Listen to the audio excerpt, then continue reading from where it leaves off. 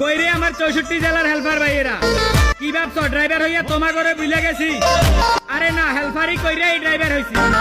অতীত কি কখনো বুইলা থাকতে পারি? এগিয়ে যাও তোমরা, আমরা তোমাকে ফাঁসে আছি। করিও না গুরুজনের সাথে বেয়াদবি, নিও না ওস্তাদের বদদোয়া। একটা কথা ব্রেন্ডে রাখো, আগামী প্রজন্মে মহাসড়কের বাচ্চা কি এই তোমরা।